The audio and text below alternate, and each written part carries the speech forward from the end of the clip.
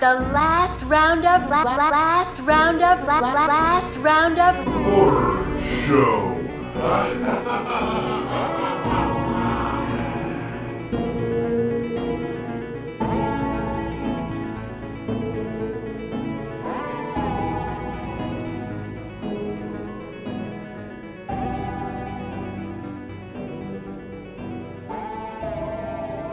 You are listening to the Last Roundup Horror Show's recommended special. This episode will highlight all of the films that received an overall rating of 24 or higher and were awarded the LRHS recommended stamp of approval. Let's start things out with the holiday classic, Black Christmas. During their Christmas break, a group of sorority girls are stalked by a stranger. This was directed by Bob Clark. Do you know what he did, Jason? You got any notes? I don't have no notes on this, but he did Porky's 2, Christmas Story, and Rhinestone. Anybody seen Rhinestone? cut me off. Oh, sorry. Go ahead. Oh, have you ever seen Rhinestone? No. It's Sylvester Stallone and Dolly Parton. That's like a musical. Sylvester Stallone musical sounds great. Yeah.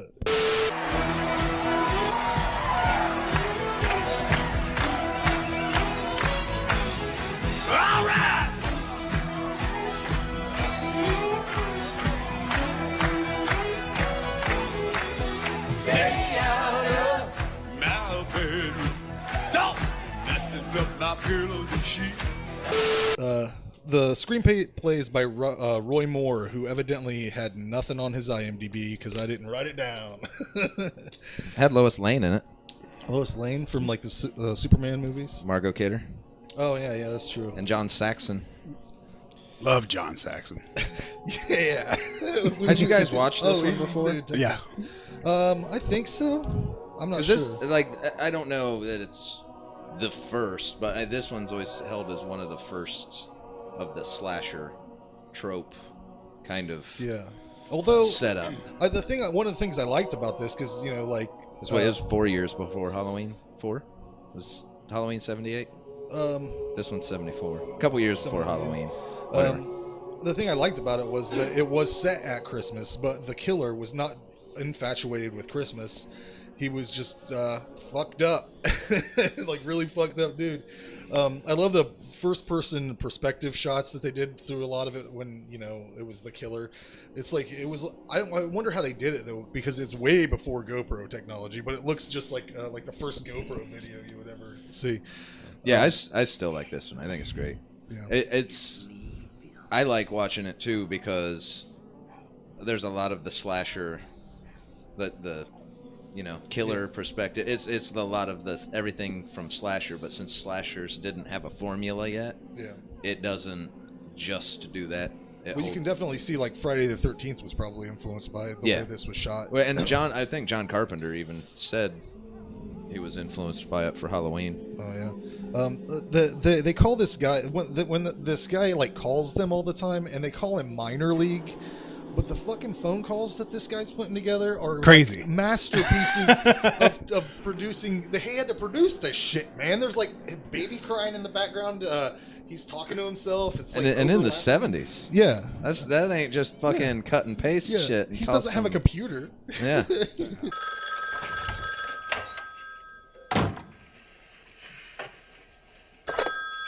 Hello? Hello? Look, who is this? Please stop. Oh, God.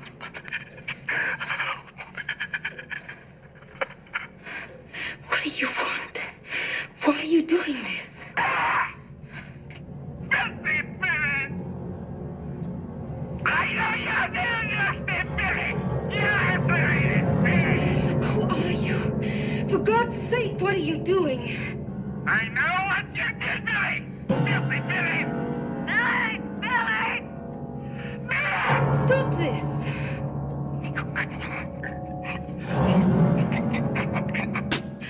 Those ladies should be not only terrified, but highly fucking impressed, because Even if they think it's just a prank call, man, that's genius work. That's Now I'm quite scared. But the quality you've done putting this together, fantastic. for sure. He might, if he got the appreciation, might not even wanted to kill people. Yeah, We know because we didn't find out who it is. We don't know his motive. Maybe he was just mad. You guys. Sorority house. So get to the point. There's a sorority house. Yeah. This minor league. Would you call him like he's not always being sexual? There's some sexual noises going on, but He says like, "What you put the baby? You put the baby." he's tormenting these girls. And then that's where it kind of takes off. What is the motive? You don't find out because you never find out who he is. Yeah, that's the cool part about it. I don't really need one, No, to be honest. When he kills the girl and puts the plastic over her head, like that shot right there, that's as good as anything in horror there is. That shot right there. I mean, just you could give him credit for knowing ahead of time what that shot was going to be, but now looking on it now, that's beautiful. This movie is beautiful. Yeah. It starts right from the get go. Silent Night. Yeah. For the when the movie started, they're playing Silent Night. I love everything about it. I love the music. Yeah, I think it holds up really well. Yeah. And that also was cool for me was this was my first time viewing the Scream Factory release, and it's 2K restoration. It's beautiful. So that was really cool too. I think that if you could smell this movie, it would smell like cedarwood, Virginia Slims, and like whiskey, because that's like they just are drinking constantly. I like the atmosphere. Yeah, it was moody I as shit. really love the college slashers. Yeah, I love that. And doing a serious horror movie and keeping comedy in it, I always thought this one is a good example of how it's done perfectly. There's funny stuff in it. Right. But it's not laugh out loud funny. It's just at the right moments. It's just like when she's when the one girl with the bag over her head, when her dad comes, he's trying to find her, and he's talking to whoever the lady that watches him is, and like she's doing the hand over the people making the peace sign while having sex, kind of just the small stuff. And her, I mean, she's obviously the comic relief. She's goofy, she's funny, but it doesn't take you out of all the acting. I thought was great too. Yeah. Great acting, great music, atmosphere, had everything for me. The kill scene with the glass unicorn, and it was panning back and forth between the kids singing Christmas carols, and like just the shots in that segment were fucking artwork. Like it was beautiful. The probably the well best, shot. A lot of the best scene in the movie. Like I swear it has some.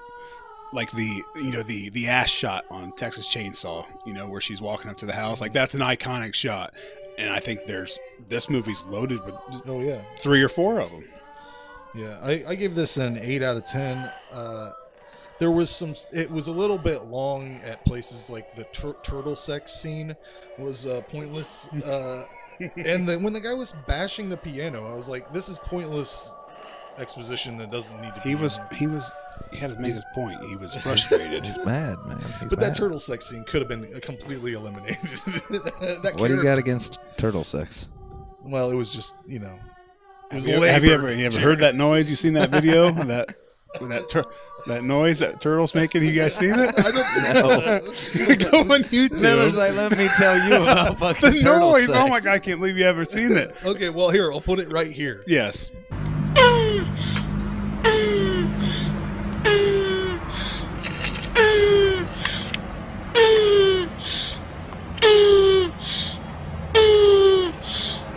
Anyway, I give this an 8 too. I give it a 9.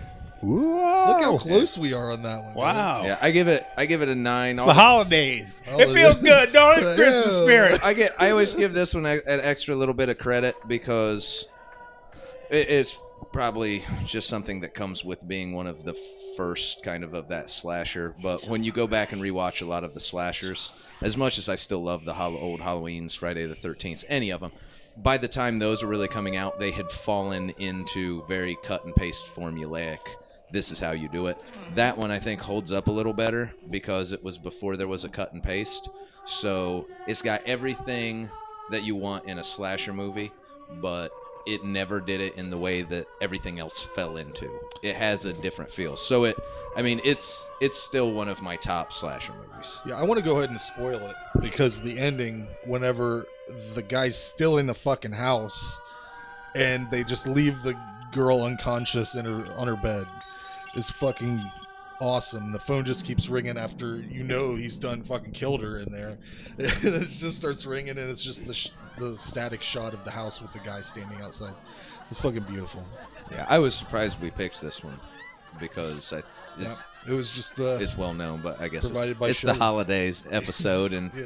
how many there's definitely a lot of good Christmas ones out there. We could have done more, but yeah, I saw some on Netflix. I wasn't gonna. This was easy. Yeah, I wasn't gonna complain because you guys, Frank said we're gonna watch it, and I was like, yeah, I want to watch that. Yeah, it's Christmas. I hope you enjoyed that gruesome offering, because we feel it truly is one of the great slashers of our time. The next film we would like to revisit is another classic bloodbath, 1982's Pieces. It taught us that you don't have to go to Texas for a chainsaw massacre. With an overall score of 24, we couldn't recommend this charmingly dubbed Spanish kill frenzy anymore. we're going to talk about Pieces from 1982.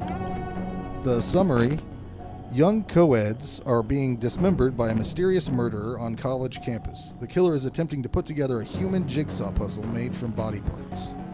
Written by Dick Randall and Roberto Loyola. Man, these names. Directed by Juan Piquer Simon. sure. Yeah. Jason forgot his notes, so he doesn't have... The tagline He is, can't back me up on these things. it's exactly what you think it is. I think it was, you don't have to go to Texas for a chainsaw massacre. That's another one. Or is that another movie?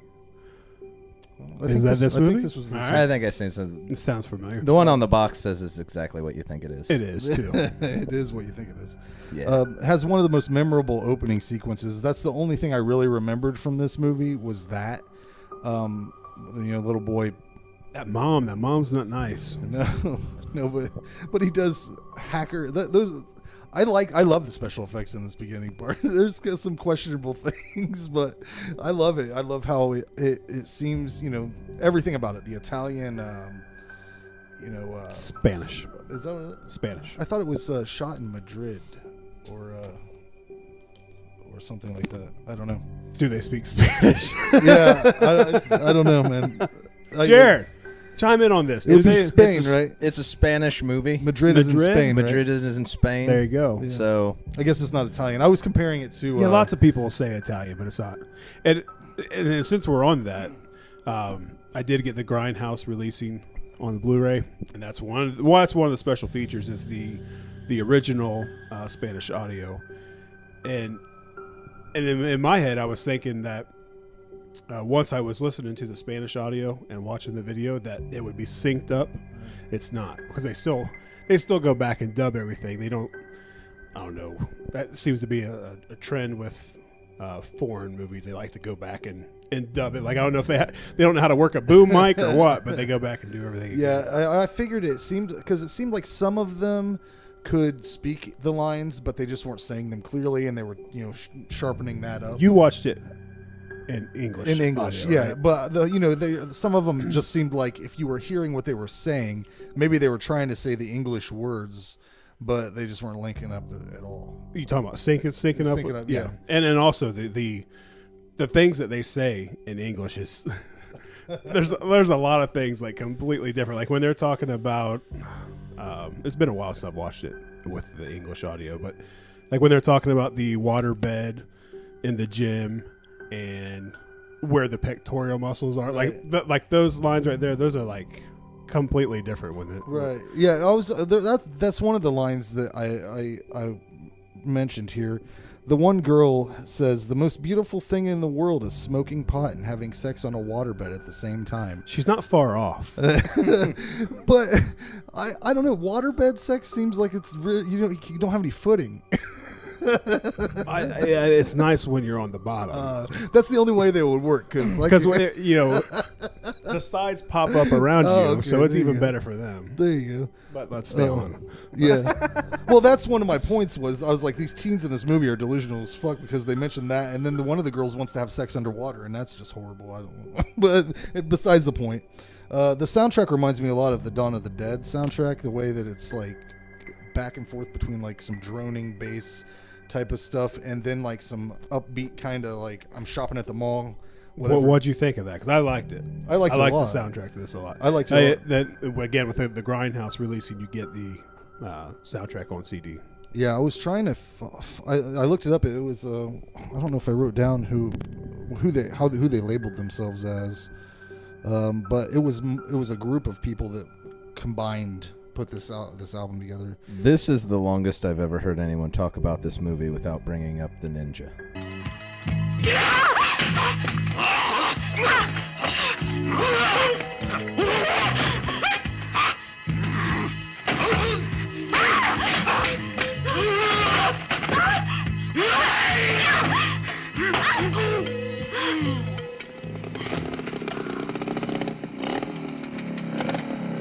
Hey, Miss Riggs, Kendall? what happened here? Well, he jumped me. There he is. Oh, hey, it's my kung fu professor. What's the story, Chow? Oh, I am out jogging, and next thing I know, I am on ground. Something I eat. Bad chop suey. So long. Take it easy.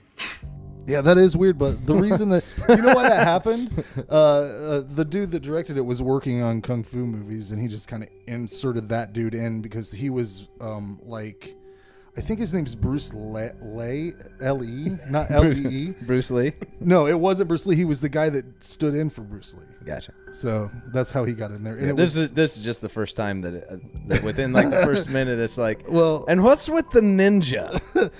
But the things that I noticed. Did you notice Bluto from the Popeye movie was the groundskeeper? No, I did. There were people. There were people that looked familiar. Yeah, I was like, I was like, who the fuck is that? And then I was like, wait a minute, that's fucking Bluto. Some people from Slugs in it. The main, I don't know about that. Been a long the time main, since I watched Slugs. I think the main detective guy. I think he's in a couple Argento movies.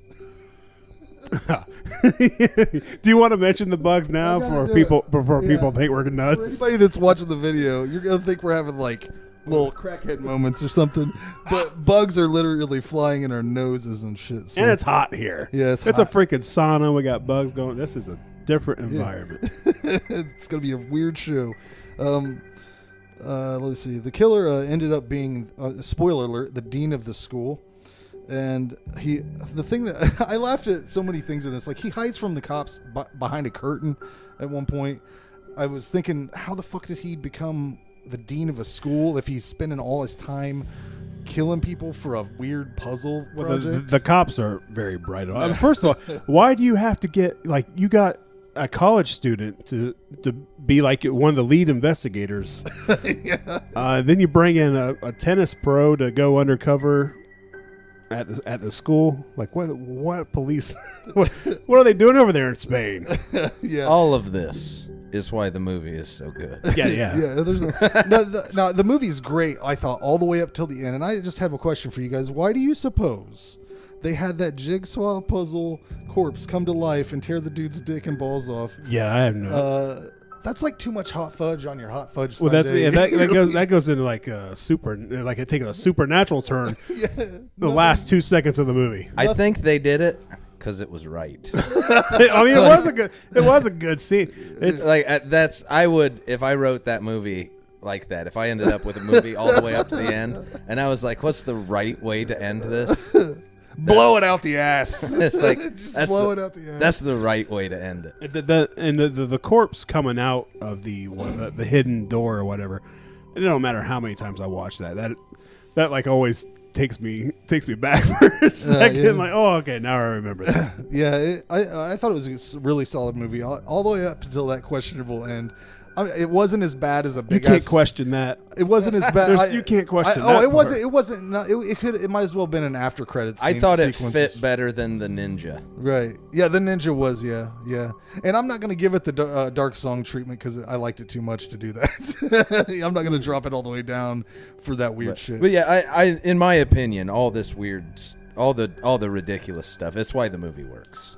Like if you would have made this same movie, but you really tightened up the script and had people, if you had actors that were saying the lines, I think that I think personally would the dub is a good. I love it. It's a good quality for a movie.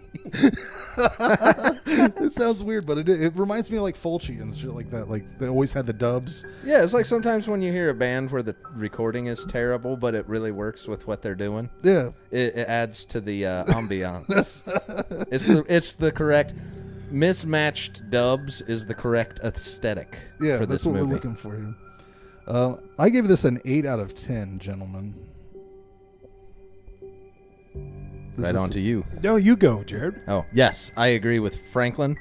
As far as trash slasher, just ridiculous bad movies. And the endless supply of yellow chainsaws. Yeah, just and didn't one guy that wasn't the killer just attack the cop for no reason, like he was the killer?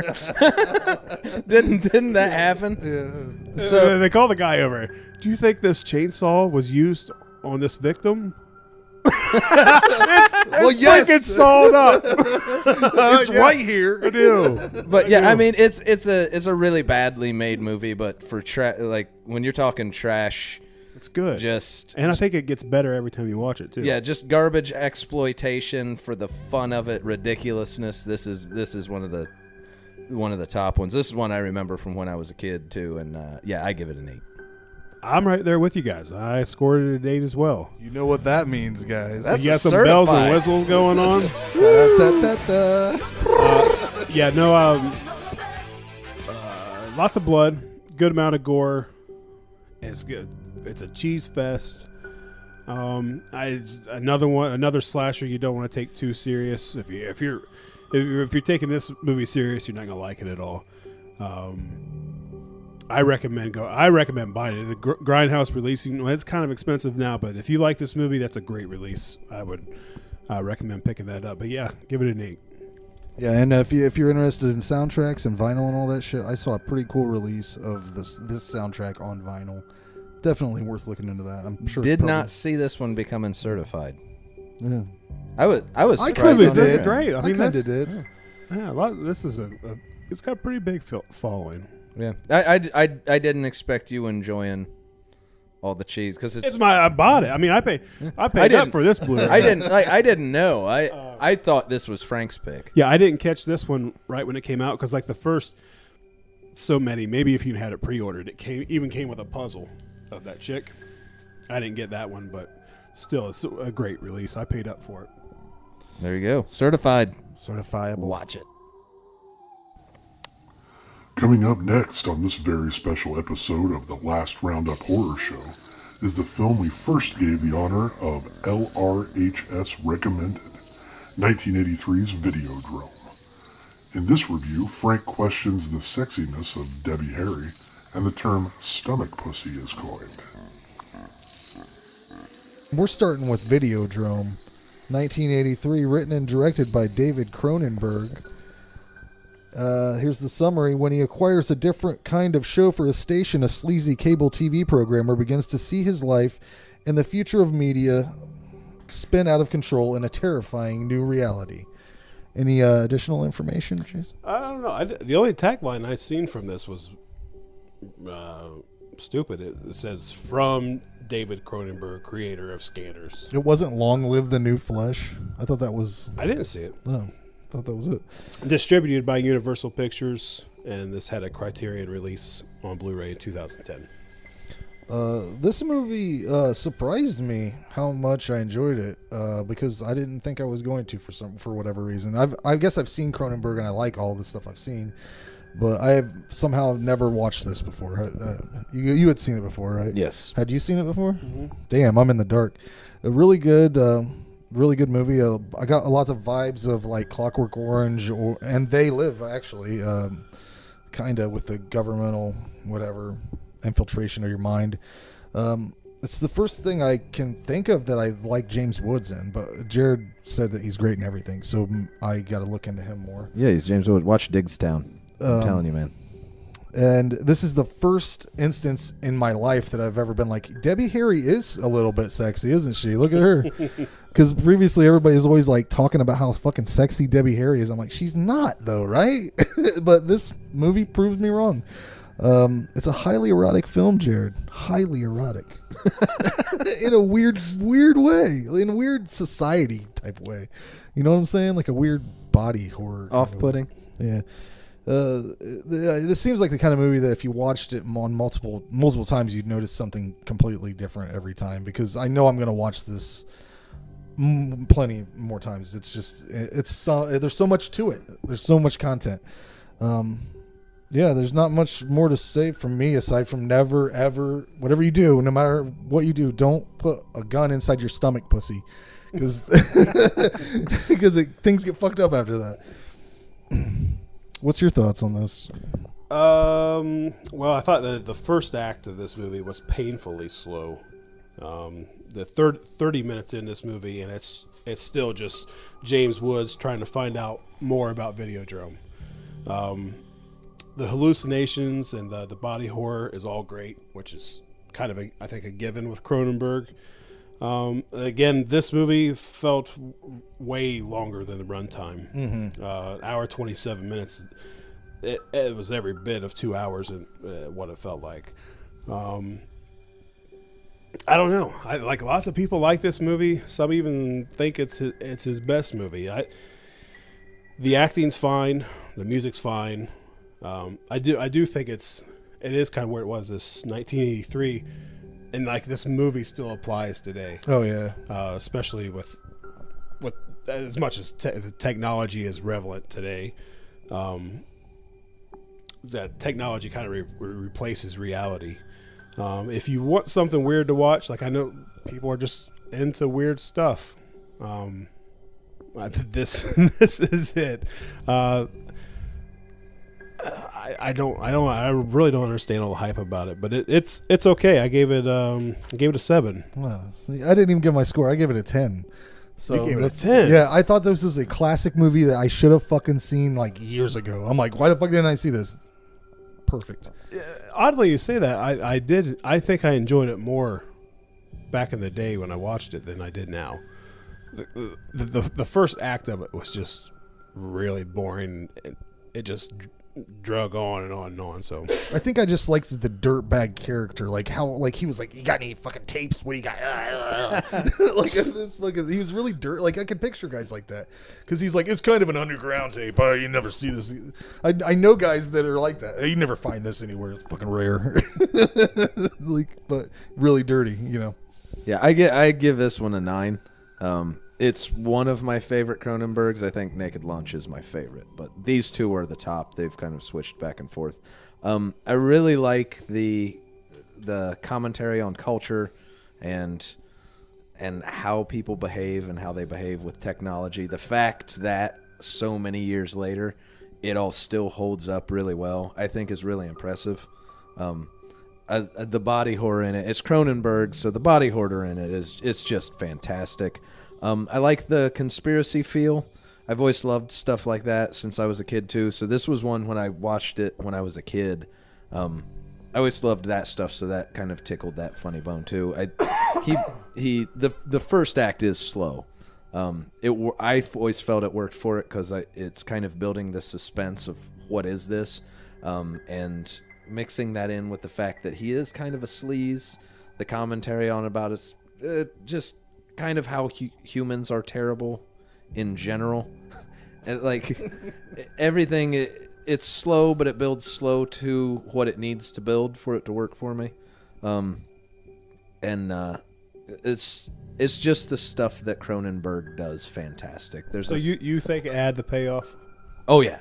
Yeah, I think he had a handgun. I think it absolutely did. Yeah, he really did. I mean, there really aren't any good people in this movie. So it kind of sets them up on like it takes that first half hour, the first act to set up the different kinds of bad. It doesn't just make one generic bad character, this is the bad guy, this is the good guy, that kind of archetype and go. It uses Debbie is, is weird and after rushes and kinky, and she gets a little sleazy, and James Woods is sleazy in a different way, shocked at how kinky Debbie is, but almost comes off worse because at least she's honest about it. But then he kind of has his own honesty to his badness. See, I'm bored already. And then, that all gets set up in the first act, and that's what makes the story work for me in the last two. And that's how it ties in with all the other stuff that's going on and how Videodrome plays into it. And like I said, the effects, of course, are great. It's Cronenberg. The body horror is fantastic. That's the only reason why. The hallucinations and high. the weird out stuff, I think, is... I think it's more tripped out in this, not as far as Naked Lunch, but more so than his other stuff, and I enjoy that. And it doesn't the kind of commentary through it. The other thing I like about it is it's not giving you this is what I'm saying. It's just kind of presenting something that lets you think about it in wherever you'll go. So it's not saying this is absolutely what things are. It just kind of gives you. So all of it works together, and it's just great Cronenberg. So for me, it's 9. And there's nothing better in the whole film than that last shot where he fucking does himself in and says, "Long live the new flesh." So fantastic. Well, so something new we started doing is the Last Roundup Horror Show approved, and that's anything that scores a 24 or higher, which is an average of 8. So this would be. What'd you give it? I gave it a 7. 7. Yeah. So we hit. So this is 7, an 9, 10. approved movie. Yeah. Approved. We approve it. Worth watching. I don't think anybody's going to be shocked to find out that somebody gave. You guys can go ahead and watch videos. Well, I mean, Frank, this was his first time watching it, so you got to think of all the people that haven't seen this movie. Yeah, if you haven't seen it, you need to fucking watch it. I mean, it's just something that I should have saw fucking when I was a teenager. Take a look. It's in a book.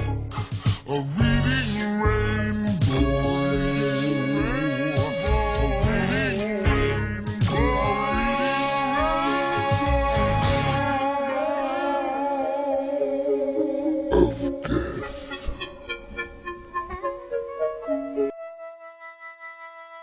All right, today on the Reading Rainbow of Death, our guest is Mer Whinery, author of The Little Dixie Horror Show, The Phantasmagoria Blues, and his newest novel, Trade Your Coffin for a Gun, out from Muzzleland Press. Mer, thank you for joining us today.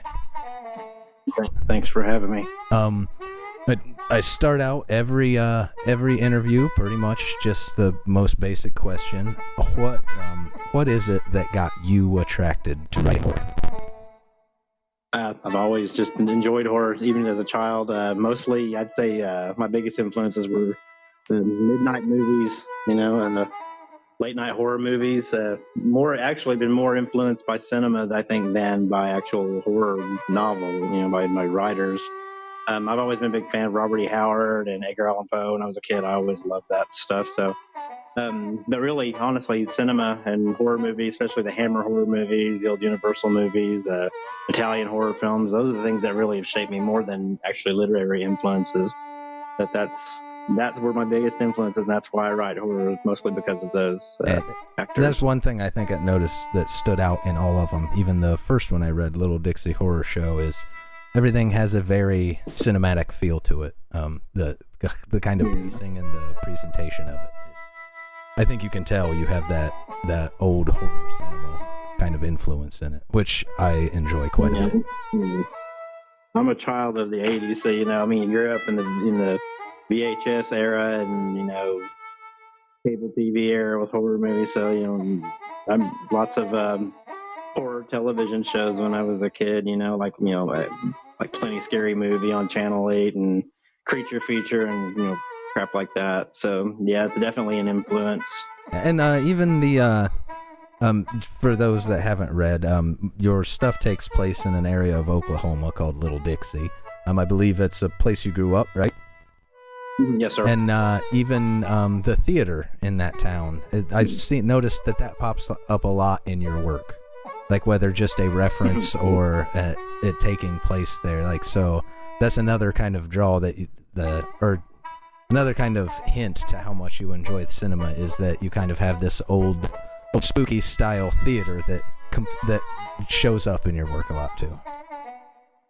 Yeah, it was when I was growing up down in southeastern Oklahoma, there was actually a theater that's based on. And I saw a lot of those movies there. You know, I saw some of Fulci stuff there. I mean, in heavily edited states, you know, because his stuff was so butchered. You know, I mean, I'm not talking like Bruno Mattei stuff. I mean, a lot of the Universal things. You know, back in the days of the double features. You know, when you could go to the movies for $5 and see 2 movies. But it was a really old, nasty, decrepit movie house back in the 20s that burned down once and then been rebuilt, and it was always really kind of creepy but charming. Yeah, it seems to fit well in your world that you've built. It that just has the proper feel to it. And speaking of those Italian movies, I just finished your new one, Trade Your Coffin for a Gun, which is one of my favorite books. Easily top 3 or 4 books that I've read over the last year. It was fantastic. The nods to Italian cinema, horror, and Western it's just littered all over the place in it. Yeah. Oh, definitely.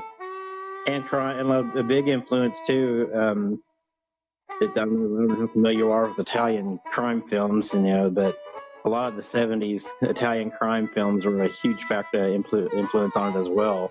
Just the anti-heroes and the Trade Your Coffin for a Gun were based on a lot of the antics I'd seen in some anti-heroes in the Italian crime films. Specifically, a movie called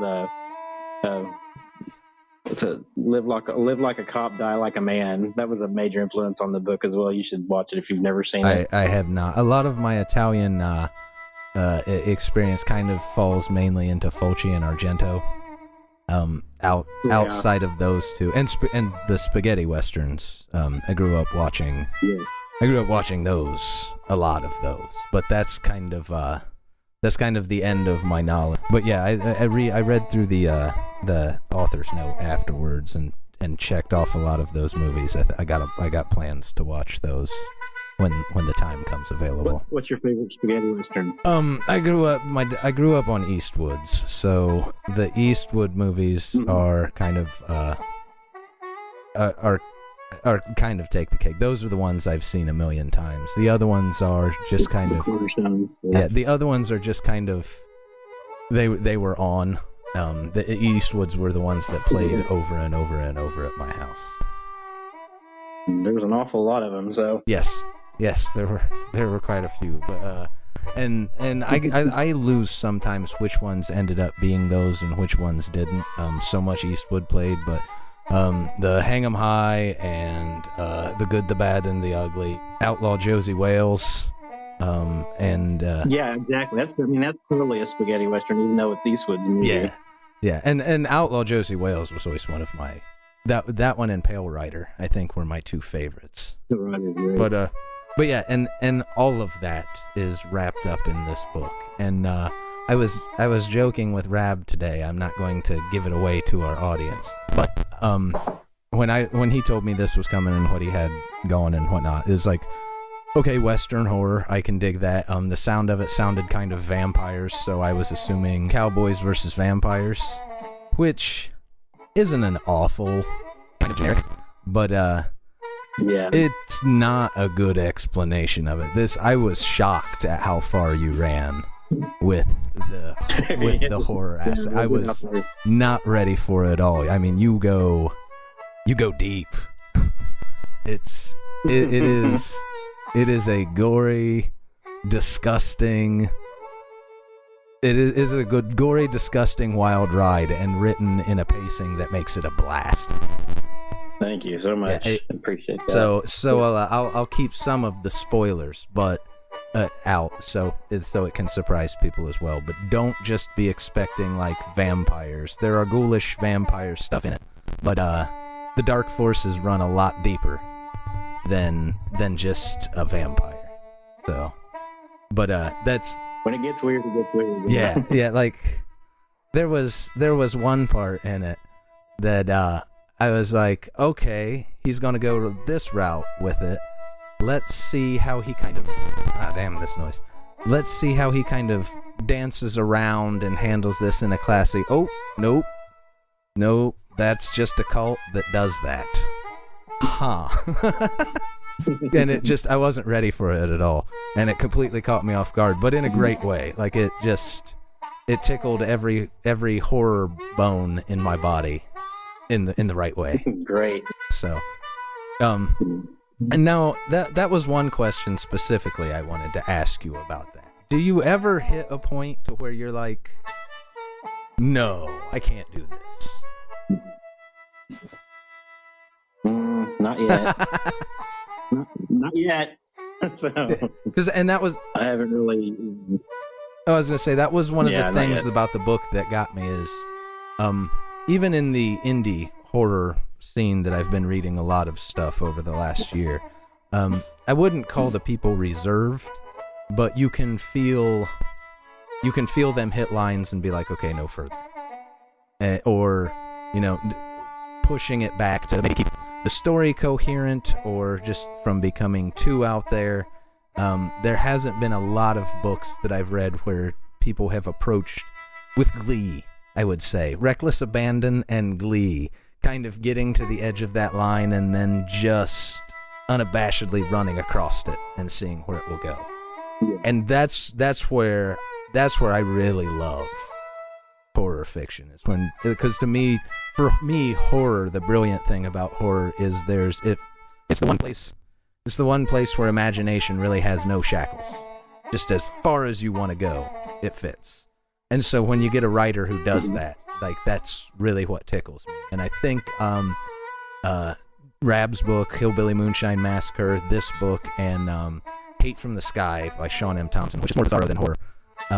Those are three of the ones that I've read last year that it just feels like you hit a spot where you're laughing. I imagine you laughing as you're writing this, and then as you laugh, you're like, okay, this is hilarious, I'm gonna go farther.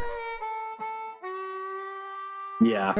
It just gets demented, and you just kind of get into this, I think you hit this weird manic state where you just don't even care.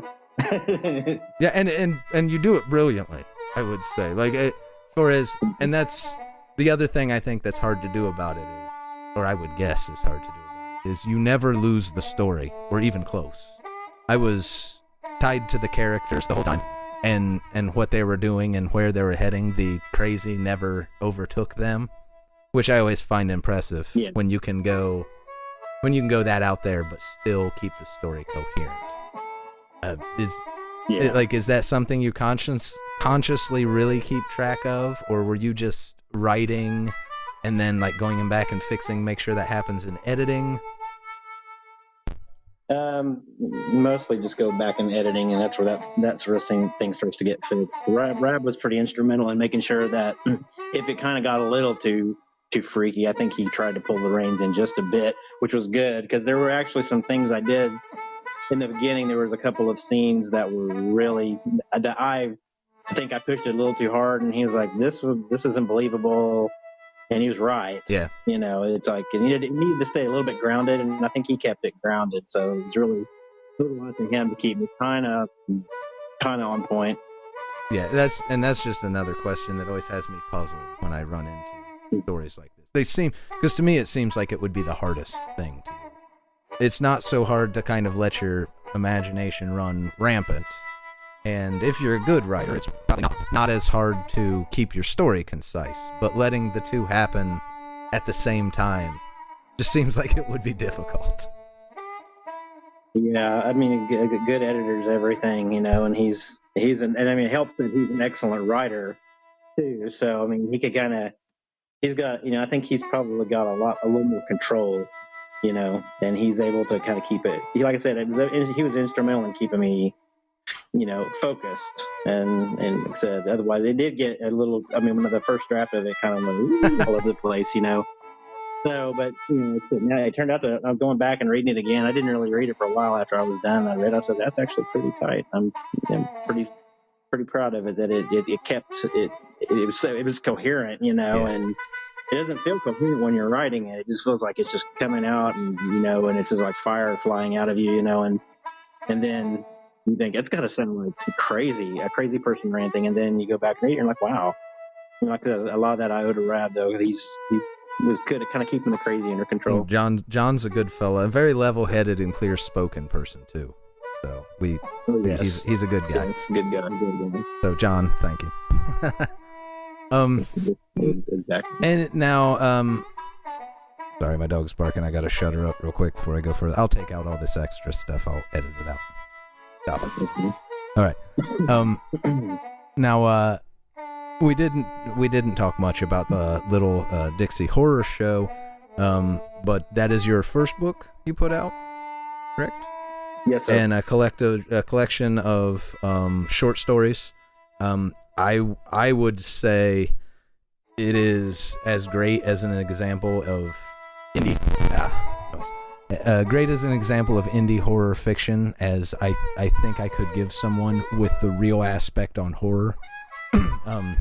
It's great written horror short stories in your world of Little Dixie.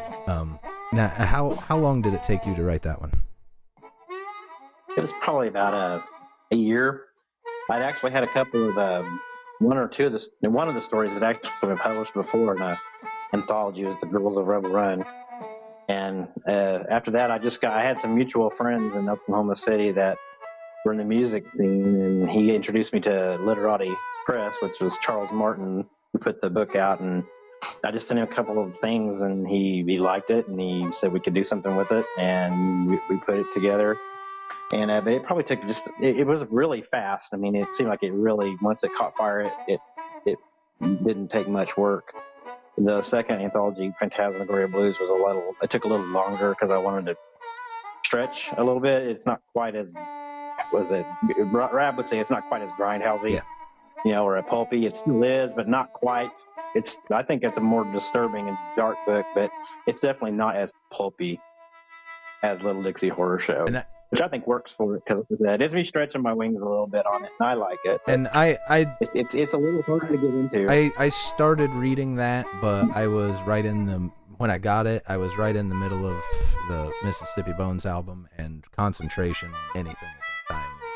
So I ended up putting that one up. I just kind of set it aside and was like, I'll get to that when I can concentrate.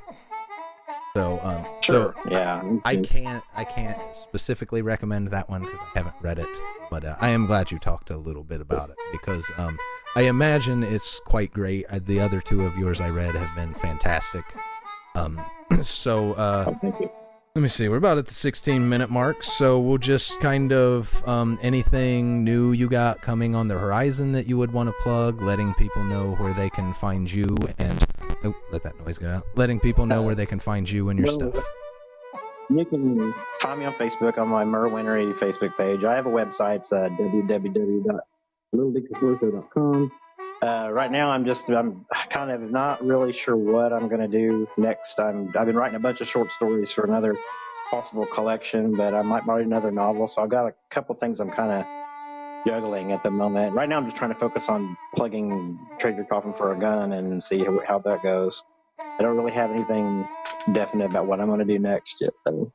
Well, and there you go, everyone. Go hunt him down. As I said, Trade Your Coffin for a Gun. I recommend both the books that I've read, but Trade Your Coffin for a Gun really it caught me completely off guard, and I think I read it in 2 days. I think when I finally picked it up and started over again, I couldn't put it down. It was disgusting, horrific, action fun. So it's like trashy airport book. Yes, it's everything you talked about in the beginning, talking about it, and done in the perfect balance of all of them. It's just such a great book, so everyone go read that because it is fantastic. And Mer, thanks for joining us today on the Reading Rainbow of Death. I appreciate your time. Thanks, buddy. Bye-bye.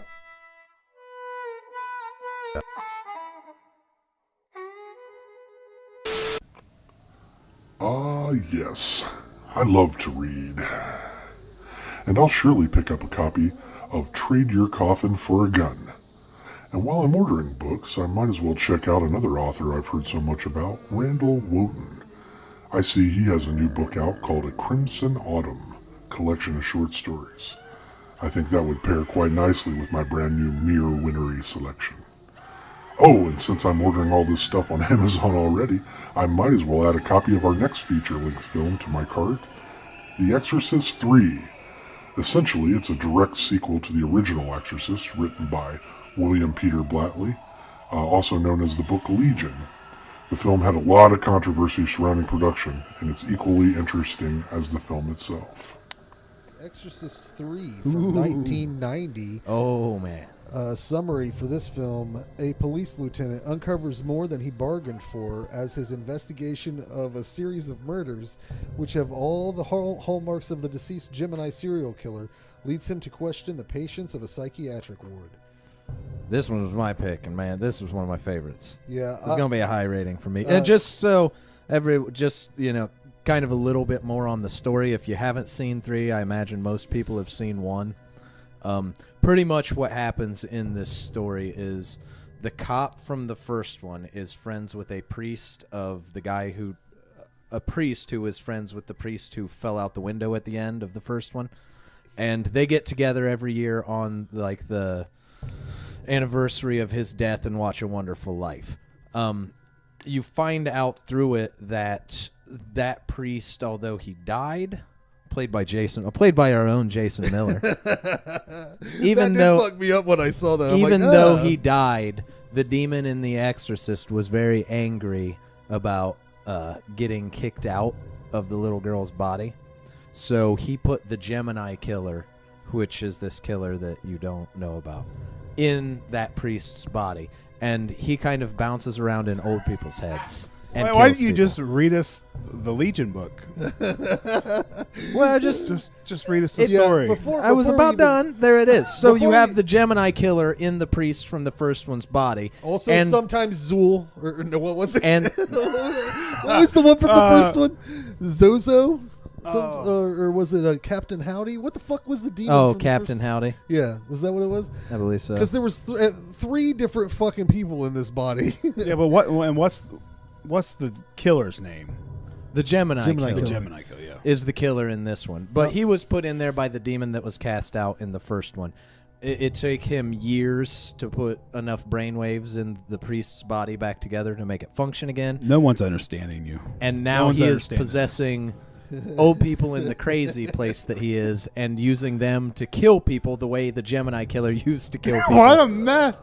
And the cop is investigating. This whole thing, this is why I think that only certain people are going to like this movie, because that is the story.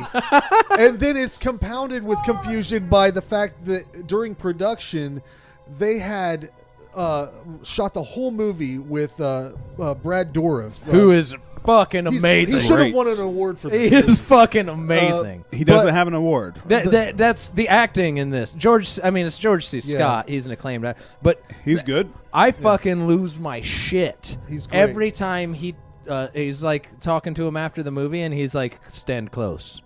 You smell that? Yes, you do. I haven't bathed in 3 days. My wife's mom is in from town." And he tells the fucking carp story. Read us the book and act it out. I will get it all from Jared. But before we get into all the fun stories and shit that happened, I have to explain that the whole movie was shot with Brad Dourif first. And then, because Jason Miller, you weren't available, clearly.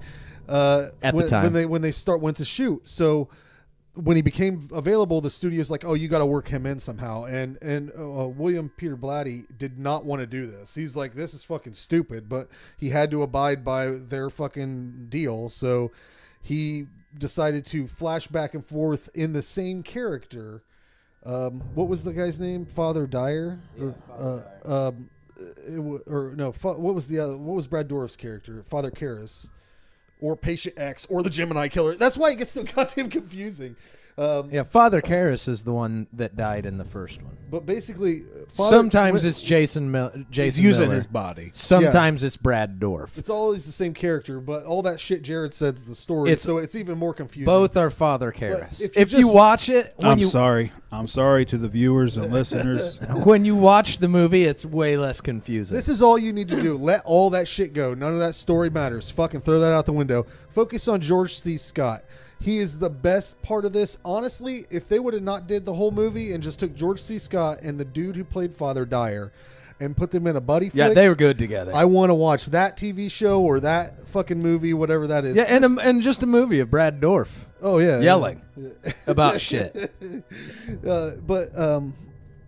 Yeah, my favorite scene is the fish story. There's an extended story he tells about this. What is it? A goldfish? A carp. A carp going up and down, back and forth. His mother-in-law likes to cook carp, but you gotta cook it. She's gotta clean it of impurities, so she leaves it in the bath water. Yeah. Now, I suppose you have all sorts of rosary biz and the like. No. This is a ghost. Maybe you should go home and rest. I can't go home. Why? The carp. You know, I thought you'd say. My wife's mother is visiting, Father. And Tuesday night she's cooking us a carp. It's a tasty fish. I have nothing against it.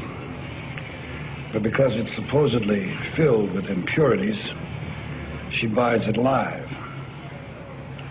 And for 3 days it's been swimming up and down in my bathtub. Up and down. And I hate it. I can't stand the sight of it. Moving its gills. Now, you're standing very close to me, Father. Have you noticed? Yes. I haven't had a bath for 3 days. I can't go home until the carp is asleep. Because if I see it swimming, I'll kill it. That's what I remembered most from this, because I remember you were the first person that showed me this movie. I love this movie. And that is the one fucking thing I remember laughing so hard about. And not overly violent. No. It's more dialogue than anything else. You don't... It's crime detective horror. Yeah, you don't really see anybody get killed. No. There wasn't even supposed to be everyone always talks about the studio interference. There wasn't even supposed to be an exorcism scene in this. Yeah, and that's the only one you see get killed. Yeah, that was a production thing that was thrown in there. It was supposed to be titled Legion, but once the studio found out connected to The Exorcist, it's part of The Exorcist, they demanded it be called Exorcist 3, and then because the terrible Exorcist 2 had already been made. I can't remember. What was it? Is I've it called never seen Heretic? that. Yeah, I've never seen that one. You're not missing. If I have, It's and this one completely ignored that one anyway. Because this is a direct sequel. The books went from 1 to Legion. There is no. Yeah, there was no in what's between. the third one's name? Third book. Is there a third one? Well, there's another one. There's one after this. There was one after Legion. I don't know. I've only read the first one. Maybe Legion. not. There are 3 movies. Maybe and the I know one I'm of only thinking 2 is between books. the 1 and 3. There's an Exorcist 2 movie that was never William it's a Peter book titled Blatty's. something else. There's 3 books to this. Oh, yeah. This trilogy. Yeah, I didn't even know there was a third book to it. I've just read 1 and 2. Yeah, if you can find the do the director, Reading I Rainbow. really want to watch the director's. Yeah, cut of I'll this. get William Peter Blatty on here. I'll call him up. I'm sure he'll talk to me. What's he doing? Is he alive? I don't even know. I think he is alive. What's he doing? Not talking to me. He's probably busy. I not think he talking was to me. involved Call in the him up. more recent Exorcist. But yeah, stuff. the second Exorcist movie followed Reagan, and there's no point to it. Yeah. But if you can find the director's cut of this, it doesn't have Jason Miller in it at all. It's all Brad Dourif. I've never seen that. And I don't think I've ever seen it either. Blatty managed to make a great film, even though the studio was in his back pocket, through this whole thing. He may not have liked it, but I don't think any of the studio, like The Exorcism, that was forced. It felt really forced to me. It doesn't hurt the movie to me. No, but I'll tell you what, George C. Scott I'm would have fine with fucking died when he fell from the ceiling. I don't You care. absolutely didn't need it, but it didn't feel forced. Not only that, and I do like cutting back and forth between Brad Dourif and Jason Miller. I actually like that. not only is that scene, I'm okay with that scene. That scene gets better every time I watch this movie, but also the entire movie gets better. Every time I watch this movie, I like it better. Notice something new. This has been one of my favorites for years. How about the cameos, huh? Yo, Patrick Ewing? Are we kidding? Larry King? Oh, yeah. Evidently Samuel L. Jackson. What was in but I Georgetown? didn't That's see where he him. went to college. Oh, yeah. That makes sense. I didn't see Samuel L. Jackson, but those dream sequences were fucking fantastic. This is a great movie. If they could carve about 15 or 20 minutes off of the conversation somewhere, I'm sure they could, because it's pretty long. And how crazy the beginning of this show sounded. Yeah. Trying to explain the movie, the way they put everything together and all the pieces come Seamless. together. You don't question. There's writing no is confusion. perfect. No confusion. And they never actually have to fully explain it. Yeah, it's one of those movies that's almost impossible to explain to somebody without sounding like Jared did earlier. And I'll keep doing it. I enjoy talking about the movie. I've seen this fucking thing a lot of times, and his explanation, I got lost in it. It's almost better not to even try to explain it. Just watch it read and a enjoy quick it. summary, or just go into it blindly. I would recommend seeing the first before watching this one. Yeah. Because Gives you a little bit more on the that's characters. That's going to tie everything else. It makes George C. Scott. It makes you feel it more. Anyways, I gave this a 9 out of 10. It could have, and I might have, if I see the director's cut, might be a 10 out of 10. What'd you give it, Jared? I'm right with Frank. 9 out of 10. A 10 out of 10 if you got to see the kills. Yeah, maybe. Yeah. It's real close to 10. Acting's great. The Did you give it a 9 atmosphere. too? I gave it a 9. Wow. The atmosphere is great. I was getting to that. Damn it, Frank. I'm sorry. I was just astonished. That's the first time we all three I really hit the same love. score. I love old hospitals. I love like the old churches and that feel that has all of this in it. A great story. Again, the story is much simpler than what we probably made it sound like. Just a great If you're score. confused, I'll tell you again. Has a great score, and this The Exorcist has one of the greatest theme songs of all time. Yes, Frank, I do give it a 9. 3 9s. 3 9s. That's the first time we all three. That's a Last Roundup Horror Show first. That's the last round. Can you put? It's definitely top rated movie. Can you put like a trophy graphic or maybe some like confetti going boo 999 like slot machine ending on 9s? Boo boo boo shoo. That's the jackpot. That's the Last Roundup Horror Show jackpot. That's the jackpot. Let's go into.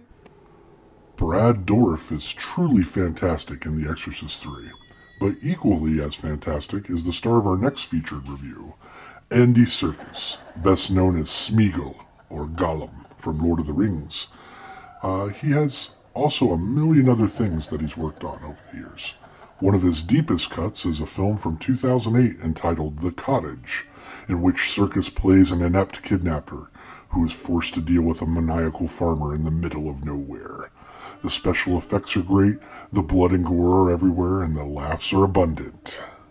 The Cottage from 2008, written and directed by Paul Andrew Williams, actively involved in many films, but none of which I'm familiar with, so I can't really comment on that. So the cast here, Andy Serkis as a human named David. No CG. No CG. Doug Bradley's in this movie. Doug Bradley. As a villager with a dog. I'd like to see him in more shit. I'll tell you what. If you don't know who Doug Bradley is, he's Hellraiser. Or is that Pinhead? Do they call him Pinhead? Just call him Hellraiser. Let's call him Hellraiser. The last book, I think they called him Hellpriest. The guy that plays the farmer, the murderer of this movie, is Dave Legino. He passed away from a heat stroke in 2014 from hiking, so watch out there, guys. It's not safe. Stay hydrated. It's pretty cold these days, though. So he actually had a fulfilling career, though. This wasn't his highlight. He was a main, like a big character in the Harry Potter films, and he had an MMA career. So R.I.P. Dave Legino. I don't know why I'm taking an aside to fucking mention that. But Frank thought that was pretty funny. Yeah. Got dark. No, that's sad. Yeah. The summary for this movie. I like how you got to tell Frank how to feel emotions. No, Frank, no, that's sad. Not funny. We gotta keep cue cards in here and hold them up for every time Frank's feeling the wrong emotion. We gotta take a break. I need some counseling. Pull yourself together. The summary for this movie. In a remote part of the countryside, a bungled kidnapping turns into a living nightmare for 4 central characters when they cross paths with a psychopathic farmer, and all hell breaks loose. And the girl you want to see her tits don't show them, so don't get excited, guys. All movie, man. All fucking movie. I'm waiting. They cut her head in It's half. clear what I base everything on. Why she got cast. Yeah. Well, at least that helped anyway. But she had a. I thought she was really good in the movie. She was. She is a good actress. Angry, foul mouth. She beats the crap out of one of the brothers. It Calls, seems like the entire movie. She calls everyone a cunt through the whole movie. And let's be clear, this is a horror comedy. Yeah. It is not really nice to see Andy Serkis as not a monster or a troll or a thing that's CGI. It's just Andy Serkis as a human. Just out of my own personal interest, I wondered how much is he worth, because his credits on IMDb are like, he's in fucking everything, man. Anything that makes a noise, he probably does the voice of it or whatever, $28 million. Good job. You can't put a price tag on Andy Serkis. No, so we have but $28 million. 4 people who kidnap this girl. They want $100,000. Like it ain't a lot. $100,000, wasn't it? 3 people. Andy Serkis has his brother in on it. No, 3. Yes, what did yeah, I it's say? 3. 4? Yeah. 3. Andy Serkis has his brother in on it because they split a house. They have a house that their mom had that she left to both of them before they died. His brother is not the criminal type. So Andy Serkis has got him in on it under the assumption that he'll give him his half of the house after this is all go down. The girl they kidnapped is like a mob boss's daughter. She's just a badass, really. So, and the guy that's helps the brothers kidnap this girl is the stepbrother of the girl. Yes. And he's a big dummy. Yes. And so in a comical way, the kidnapping goes wrong. The girl gets loose and kidnaps Andy Serkis's brother. They turns the table. They run off through the woods and end up at a farmhouse of a guy who is apparently in a machete accident. If the news clippings are, they don't really get into the killer very much. He's a mangled looking dude that kills people, has a bunch of severed heads in his basement. Great character. Yeah, just enough. At one point he was normal and looked like he was getting married. I'm guessing the mutilation ruined his life. I don't know. He kills people now is what he does and keeps their body parts. I thought that I never really know. I've seen Andy Serkis in other stuff before, but I never noticed how much he looks like Gary Sinise. He looks like they could be brothers, and I'm thinking they really need to make like a Gary Sinise, Andy Serkis buddy cop. Or not buddy cop. Maybe they're criminals. They're on the run from a crime they didn't commit. On acid. Well, I don't know. It came to my mind that I would like to see that. I looked up have you ever looked at the parental guide on IMDb? No. For any of these movies, where it lists off like I do it if I'm wanting to watch a movie with my kids, I'll check it out. A lot of times I'll break down. I'm like, that's all right. Police Academy does have a blowjob scene in it, but I did it for this. You've got to learn sometime. Yeah, I did it for this movie. Took it to the parental guide on IMDb for violence and gore, just the violence and gore part. A woman's head is ripped in two with a shovel. A man's nose is broken. A man is stabbed in the leg with a pickaxe. A man's foot is cut in two with a shovel. A man is stabbed in the crotch with a knife. The antagonist cuts into a body's back with a knife off screen. Yep, he yanks the spine out with the head. And you hear the noise and see some blood spurt and rips the head off of his vertebrae column. Jesus, in silhouette. The head and vertebral column is later thrown through a window by the antagonist. A man is stabbed through the chest with a pickaxe. A man is strangled with a rope. A man is eaten alive off screen. That's all. That's okay for a kid. I mean, I like how deep the description goes on that whole scene where he tears the head off. Yeah, I think everything in this movie is really solid. It's a horror comedy. It's a really good horror comedy. The comedy is really good. It's written really well, and it has slasher. It's a comedy slasher. Yeah, so it also has the slasher element. Hatchet, Texas Chainsaw Massacre Definitely is the storyline. Just those two kind of smashed together, and then you got this kidnapping. The actors in it, not all of them you would say are like, oh, amazing actors, but it's comedy. They nail the timing of everyone is perfect. The chemistry between the brothers are great. Everyone, the one brother was in Shaun of the Dead. Do you remember that scene when the two groups are passing? The nerdy dude, his opposite. that's who that guy is. That was like they credited it on the back of the DVD that he's in Shaun of the Dead. That's his character. He's only in it for like 30 seconds. Pretty much everyone in this movie is funny. Has funny elements to their character, and they all nail them. The power dynamic between the two brothers, where he always lights his cigarette for him, like little shit like that. Yeah, one's a badass and one's a little bitch. Yeah. Like they're complete opposites, and they work great together. Yeah, the chick beats up the one brother through the whole movie. Yeah, the whole movie smacks Breaks the his fuck out of It him. seems like the entire movie she's beating when she dislocates his jaw, that is so fucking funny because he can barely talk. But and Frank pretty much told you all the kills, the effects in it. It's practical effects. They're all really good. Lots of rooms with body parts. The comedy all sticks in the right place. I found this movie. It was one of those black sheep buys that I did, just walking around Walmart. It was in a bin for $5. I saw it and said, "What the shit? I'll go ahead and buy it." I bought it and got home, and it was just. This movie always has a special place for me anytime you get those magic buys. Oh, yeah. Where you have no idea what That's you're what getting. Slither was for me. You have no idea what you're getting. You get home, you put Blind it in. buys. All of a sudden, like, you've got a new great movie. Mhm. So that's why I chose this one this I time. thought the soundtrack had a perfect tone. It was like kind of like The Burbs a little bit, and it was filmed like a Hatchet movie. I thought the farmer looked a lot like Fire Marshal Bill from In Living Color, which I liked. I can't help but say that I do. He was the only thing I thought could use some work. All the kill scenes were fucking fantastic. When he cuts that dude's foot in half, when he cuts that chick's head in half. Yeah, practical effects are great. I don't understand the cannibal women in the basement, but I think you're just supposed to assume it's people he's locked up. and I would have been fine with anything. I just I'm glad that nobody makes it out alive in this. You don't get that a lot of times. And yeah. And the scene after the credits is just hopefully they're going to have a sequel. So we'll see. I don't think it's going to happen. It's been about a decade. I don't see that coming. Yeah, I rated this one high. But yeah, there's a scene at the end of the credits. So make sure to get through the Watch credits. it or not. It doesn't matter. Way before Marvel. Was that way before Marvel? When Marvel start doing stuff?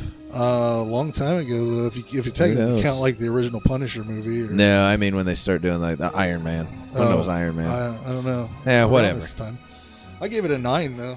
Yeah, so do I. I give it a 9. This is about as perfect as a horror comedy as you can get. I think the only thing that stops it from being a 10 is as a horror comedy, it doesn't go over the top, violence wise. Not that it's underplayed, but like I think of Black Sheep and Dead Alive as really perfect horror comedies, and the violence. Tone of this reminded me of Cemetery Man or something like that. It's like you don't run into any stupid. Okay, now we're going to kill 15 people all at once in this ridiculous kind of way. What'd you give it, Jason? Well, I gave it a 7. I thought the acting was good. The monster looked okay. The practical effects were good. Even the music even helped it move along in some places, because I thought that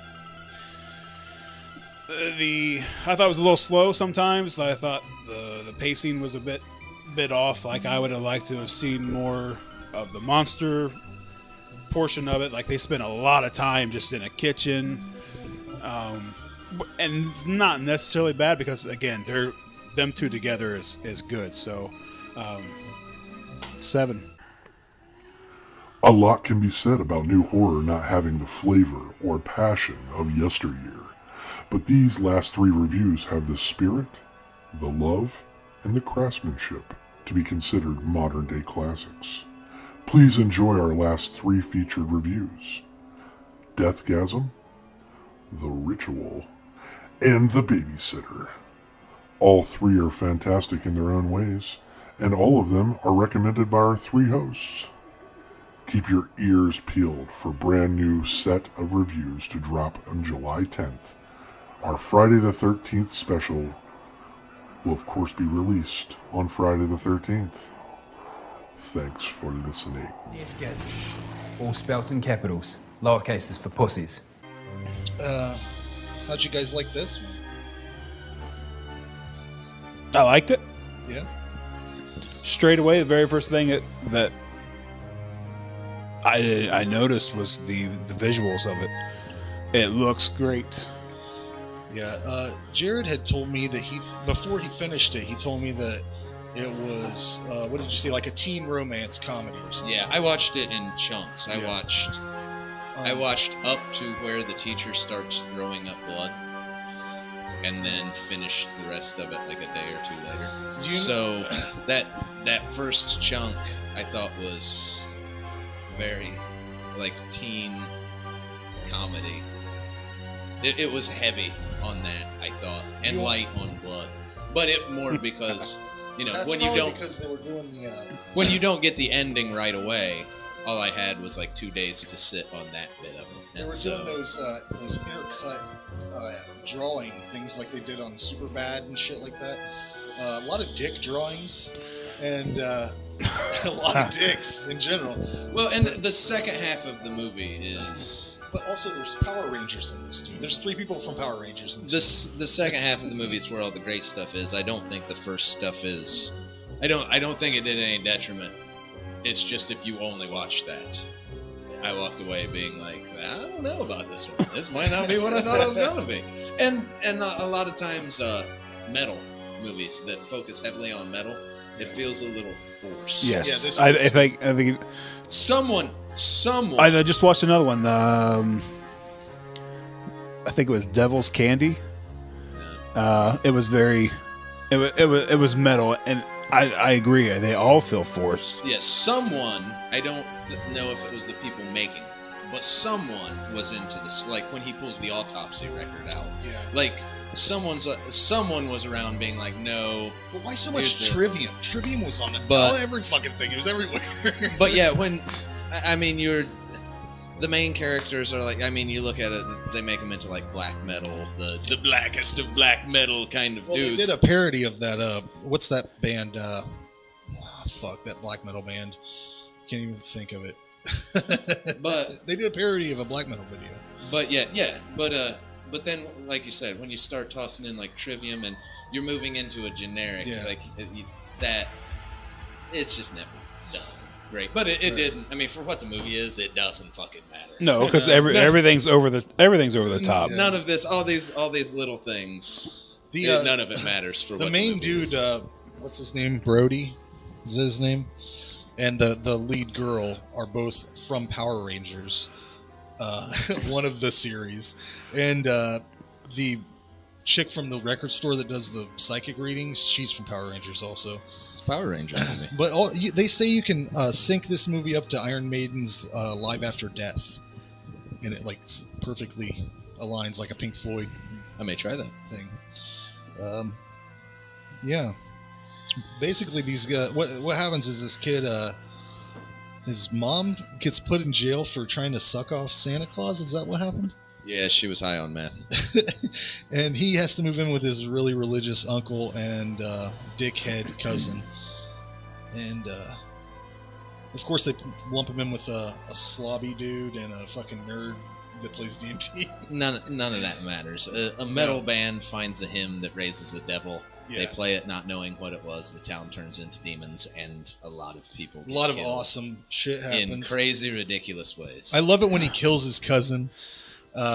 Just to fucking kill him. No, because like when he came in, he was all like, his eyes. You seen that, right? Oh my god! Yeah, the gore was great. I loved every bit of it. The visuals are great. The director Jason Lee, I think it's Jason Lee Howden. Again, this is his first full-length movie. But previously, he's known for his visual effects. He worked on the Hobbit movies, the Wolverine, Prometheus. Like visuals is his thing, and from the get-go, like as soon as the movie starts, I love the visuals. I love the cut scenes to where they have like they're standing on the mountain, that's awesome. Like a metal cover, like it. Yeah, visually, this movie is great. It pretty much hits on everything it needs practical to be. Practical effects, great. To be good at what it's supposed to be. Like, it's funny as shit. Yeah. The little stuff I was telling Frank about the first half is just because I hadn't got to the part that you watched the movie for.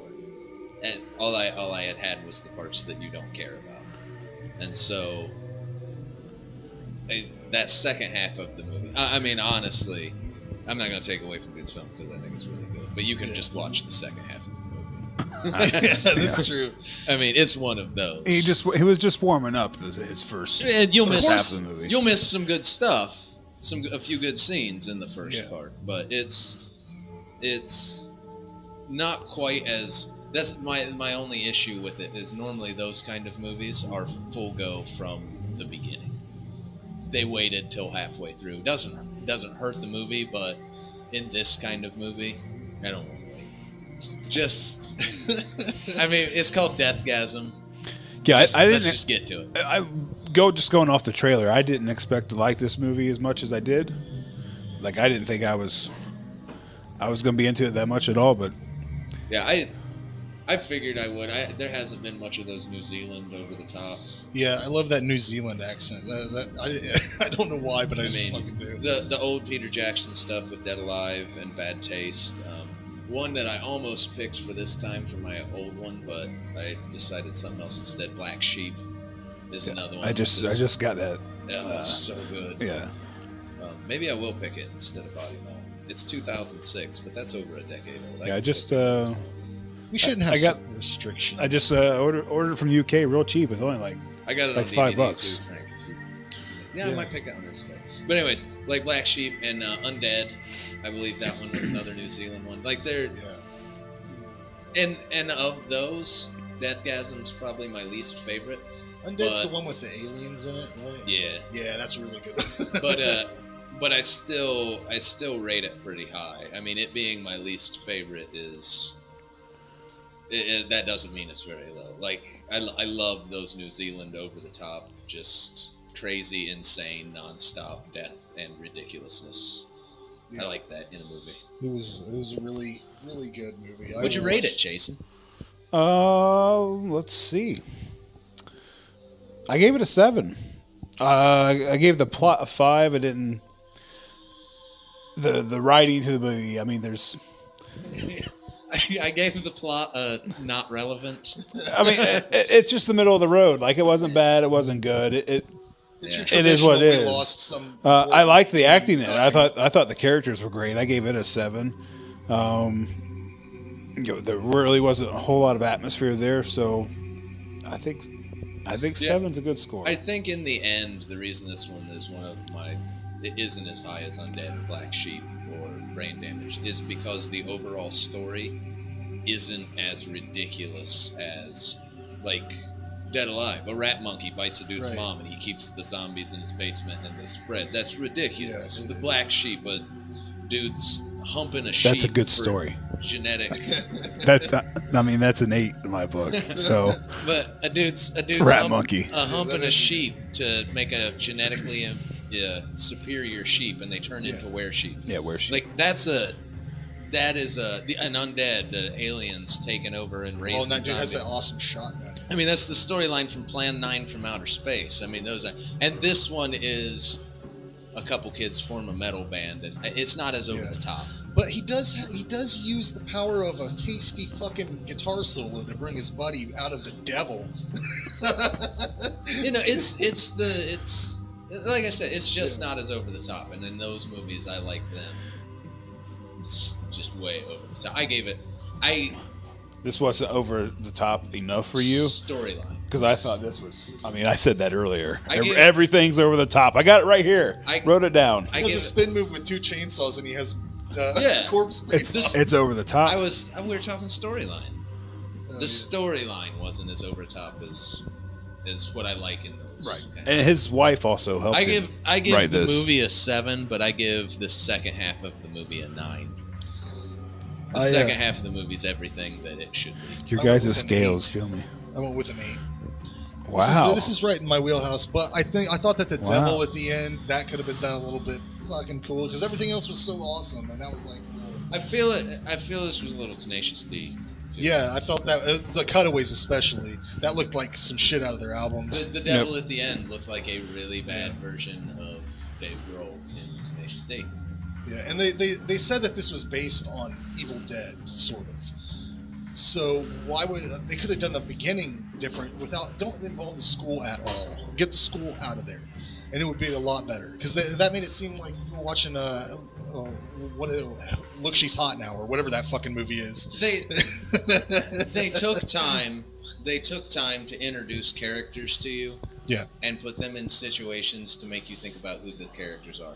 It works against this movie a little bit because I generally, like even in The Void, I was like, I don't care who they are. But in this movie especially, I don't care who they are. I don't care who they are. I don't care who they're killing.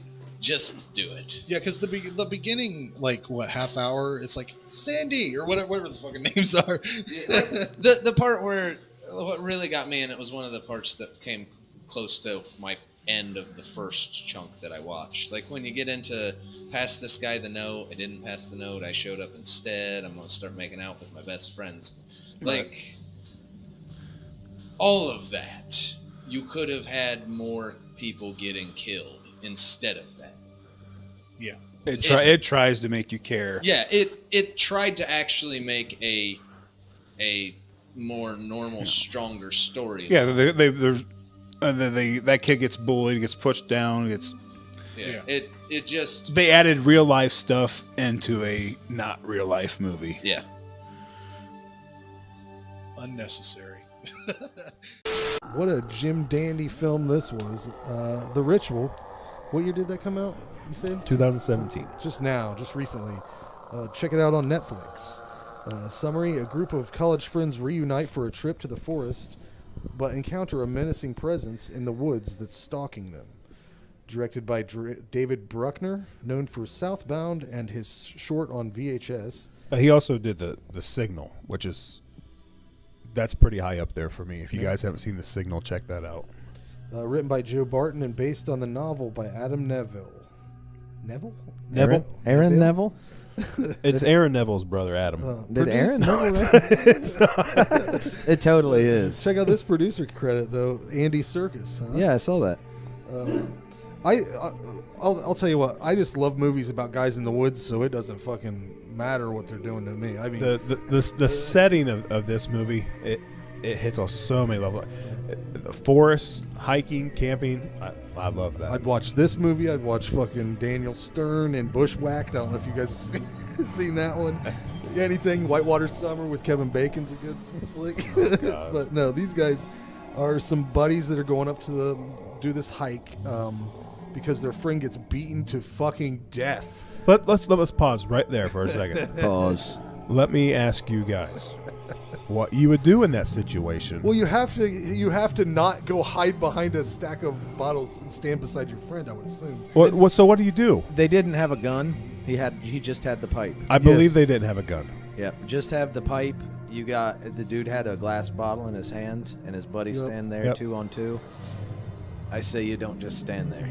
Is that that's what you would do? If Frank's getting ready to, Frank won't hand over his wedding ring. I don't wear one. At least I don't tell him not to do that. I'd be like, just get the shit and have him get out. But definitely, because he didn't die till the second one. Definitely the first whack with the pipe. Yeah. I'm out there making sure he doesn't get hit again. But I got weapons, throwing bottles from afar. It'd be a surprise. Like, throw them from across. I mean, there's lots of bottles in there. Yeah. So I'd just stand there the whole time until he's dead. Don't you turn back around when you? Did you say Frank? I did say Frank. Oh, yeah. No matter who, really. I mean, you see someone get busted in the face. Yeah, any once. friend or stranger. I would Frank, assume, 50-50. I would assume if you're standing next to somebody and you turn and Microwave run away, Massacre really chapped me. Well, I'm sure we'll talk about a film. I'm kidding. But I'm kidding, Frank. No, I think that if you turn around and you start to go hide behind some shit and you realize your buddy doesn't, you don't just go do it. You're like, oh, we're not doing that, right? Okay, I'm here. Right? I thought we were going to do that because that seemed like that's what I wanted to do instinct wise. But no, he gets smashed and killed. Okay. So they go to I don't know if they scattered his ashes, did they? Or just I think they just did a little memorial, put his picture on a rock, stone shrine. Well, no, let's pause right there too. All right, because this ain't a funny movie, but no. So they have a flask and they're all passing around Yeah. the stacked up stones, I the know what you're memorial. gonna say. They're all taking a drink of the flask. It gets to the last guy. He takes a drink, like a lot of people do. You pour one for the fallen, the deceased. It must have been at least three-quarters of the way full, because That was like a fifth. like I started to laugh, and then I was like, oh, this ain't a funny part. Yeah, Like I should have been laughing right here. They held a little long. Yeah, but anyway, yeah, go ahead. But everything that happens after the night in a weird cabin, because they decide to take a shortcut when the whiny guy breaks his ankle, or hurts his ankle. He doesn't break it, but so they're gonna walk through these woods, take a straight shot, try to get back to the cabin or wherever. I think it's a lodge. I don't. Yeah, but they run into this weird cabin when it's like storming really bad. They sleep there. All this creepy, like, honestly, it reminded me of like what I would have wanted the Blair Witch Project to be, like that kind of witchcraft, like nature type of witchcraft. Yeah, that's what the first 2/3 of this movie reminded me of, like a not found footage, really good. If something would have happened, I think I've said it before. If something would have happened in Blair Witch, like that, that's Yeah, what this movie would have been. This movie it's slow like that through the first chunk. I disagree. No, I disagree. It gives you some I'm nuggets. not along saying the it way. like it's atmospheric. The first 20 minutes you're getting to know the characters, but right after 20 minutes you see the deer carcass in the trees. I mean, that's 20 minutes in and stuff starts happening. But that's not anything happening other than seeing a deer carcass. That's my point. It's Well, more the cabin, psychological. when they get to the cabin. And nothing, a nightmare, but nothing really happens when they get to the cabin. I'm not saying it's in a bad way or it drugs. Still, I disagree with you. I think Yeah. this was paced perfect for the first 2/3 for what it is, but it's a slower movie. The first 2/3 is a lot more psychological. It's more just about how scared they are. There's nothing really happening to them until past half of the first half. Yeah. Stuff starting to. Yeah, I'm not saying it's like a slow drudge. I was just saying it's a slower pace. The only thing I can say bad especially about compared this- to the end. The only thing bad I can say about the movie is you don't see the monster until like the last third of the movie, which is fine. But everybody does that. Like, fucking, like, come on, man. Just Well, I chill mean, with the fucking thing. 40 minutes in, you get your first glimpse of the creature. But I want I want to see the mother. I want to evaluate it. 'Cause I know that's what you want to do, but you are let me watching do that. horror, and horror is driven on suspense. So But it that's almost seems like they're Yeah, always I trying don't- to hide special effects flaws by not showing it like. Oh no, I don't think that's full it at all. lit up, nice. Bring it on to me. I Bring don't it up think to it's a me. jerky transition, but this movie definitely has two really different paces. There's the first half, the first 2/3. And then the only the thing I end. hear people say about it is the third act. They have a problem with that. I loved the third. And I can't. I don't understand that at all. I'm like, well, That's what? the best part. What do you want? Like, what do you want? Do you just want it to be hillbillies in the woods? I mean, because this is one of the best creatures I've seen. The first 2/3 of it reminded me of the pace of like a dark song. Yeah, it's more that feel. The atmosphere's in it's great. Well, I'm just saying that every complaint I hear about this movie is the last act, That's and the I best just part. I can't. The understand monster it. looks fucking great. I don't know what else. I don't It's know one what of else the- you want. It's one of the best monsters you'll ever see in a movie. I mean, I've never seen something that fucking creepy, and also deer-like. I like you just. And you see it in all of its glory. You see it face to face. Yeah, I think this movie would have benefited. I really liked this movie. I rated it high. I think what would have benefited this movie if they ran the pace they did through the first third, through the second third. Man, I don't. You keep bringing up pace. I don't have a single problem with the pace of this. I don't have a problem with it. I thought it was great, and even I guess even when you're talking about a slower pace, you still have. There's just great chemistry and great characters. I in had this. it. So It's great acted. I and like. great done. I guess maybe I just don't. I don't pick up on anything slow. Like I thought it was just slow paced. so much atmosphere, so much chemistry between the characters. You're acting like slow pace is an insult, though. No. It's just not. Well, you're kind of. I think you said the only knock you have is that it Yeah, was. it is a negative attribute, I think. No, you didn't let me finish. I said the only knock I had is, and it's not a knock. What would have made this movie better? The first third stays the same pace. The second third, since they were starting to have nightmares and people freaking out, I think they could have went not third act big monster running More around. psychological. But I think they could have gotten into like more seeing things and really tripped out. That second third of it, they kind of keep the same flow as the first. I think they could have bumped it up in the second third a little, and then the third act would come in a lot smoother. I don't mean... I mean, I feel they do, but apparently that wasn't enough for you. I thought they did a really nice job of mixing the hallucinations, like when the monster's chasing that dude, of him running through the liquor store. Yeah, the flashbacks. Yeah, I could have used that. That works great in this movie. I could have used that for everyone. The way having the store lights and everything in the forest, it looks beautiful. It's the cinematography, and it's just shot. Yeah, in that shot great. Everyone had their own nightmares. In that second third, I could have used everyone's nightmares. Is kind of where, but that's it. I think the movie was great. The atmosphere is fantastic. I have 8 out of 10.